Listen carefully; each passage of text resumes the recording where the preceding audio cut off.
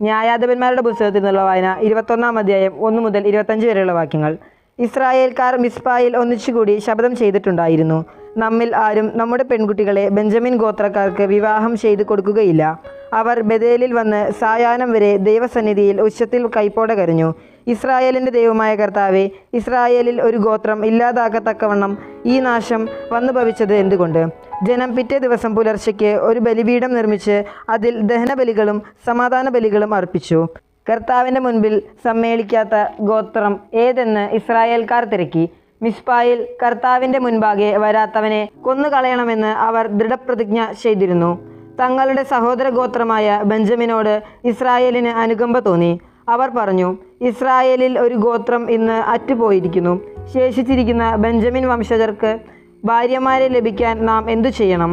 നമ്മുടെ പുത്രിമാരെ അവർക്ക് ഭാര്യമാരായി കൊടുക്കുകയില്ല എന്ന് കർത്താവിൻ്റെ മുൻപിൽ നാം ശപഥം ചെയ്തു പോയല്ലോ. മിസ്പായിൽ കർത്താവിൻ്റെ സന്നിധിയിൽ വരാത്ത ഏതെങ്കിലും ഇസ്രായേൽ ഗോത്രം ഉണ്ടോ എന്ന് അവർ തിരക്കി. യാബേഷ് ഗിലെയാദിൽ നിന്ന് ആരും സമ്മേളനത്തിന് സന്നിഹിതരായിരുന്നില്ല. ജനത്തെ എണ്ണിത്തിട്ടപ്പെടുത്തിയപ്പോൾ യാബേഷ് ഗിലെയാദിലെ നിവാസികളിൽ ഒരുവൻ പോലും അവിടെ ഉണ്ടായിരുന്നില്ല.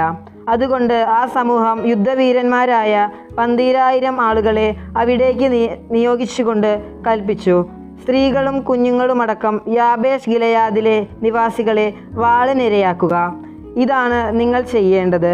എല്ലാ പുരുഷന്മാരെയും പുരുഷനോടുകൂടി ശയിച്ചിട്ടുള്ള എല്ലാ സ്ത്രീകളെയും നശിപ്പിച്ചു കളയണം. യാബേഷ് ഗിലെയാദ് നിവാസികളിൽ പുരുഷനെ അറിഞ്ഞിട്ടില്ലാത്ത 400 കന്യകമാർ ഉണ്ടായിരുന്നു. അവരെ കാനാൻ ദേശത്ത് ഷീലോയിലെ പാളയത്തിലേക്ക് കൂട്ടിക്കൊണ്ടുവന്നു. അപ്പോൾ സമൂഹം മുഴുവൻ ഒന്നു ചേർന്ന് റിമോൺ പാറയിൽ താമസിച്ചിരുന്ന ബെഞ്ചമിൻ ഗോത്രക്കാരുടെ അടുക്കൽ ആളയച്ച് സമാധാന പ്രഖ്യാപനം നടത്തി. ബെഞ്ചമിൻ ഗോത്രക്കാർക്ക് തിരിച്ചു വന്ന് യാബേഷ് ഗിലെയാദിൽ നിന്ന് ജീവനോടെ രക്ഷിച്ച ആ സ്ത്രീകളെ അവർക്ക് ഭാര്യമാരായി കൊടുത്തു എന്ന് അവർക്ക് തികഞ്ഞില്ല.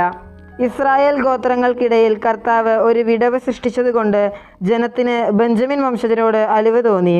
അപ്പോൾ സമൂഹത്തിലെ ശ്രേഷ്ഠന്മാർ പറഞ്ഞു, ബാക്കിയുള്ളവർക്ക് കൂടി ഭാര്യമാരെ ലഭിക്കാൻ നാം എന്താണ് ചെയ്യുക? ബെഞ്ചമിൻ ഗോത്രത്തിൽ സ്ത്രീകൾ അറ്റുപോയല്ലോ. അവർ തുടർന്നു, ഇസ്രായേലിൽ ഒരു ഗോത്രം മൺമറഞ്ഞു പോകാതിരിക്കാൻ ബെഞ്ചമിൻ ഗോത്രത്തിൽ അവശേഷിച്ചിരുന്നവർക്ക് ഒരു അവകാശം വേണമല്ലോ. എന്നാൽ നമ്മുടെ പുത്രിമാരെ അവർക്ക് ഭാര്യമാരായി നൽകുക സാധ്യമല്ല.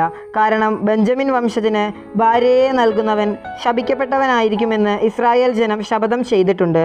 അവർ ബേഥേലിന് വടക്കും ബേഥേലിന് ഷെക്കേമിലേക്കുള്ള പെരുവഴിയുടെ കിഴക്കും ലെബനോനിലേക്ക് തെക്കും ഉള്ള ഷീലോയിൽ കർത്താവിൻ്റെ ഉത്സവം വർഷം തോറും ആഘോഷിക്കാറുണ്ട്. ബെഞ്ചമിൻകാരോട്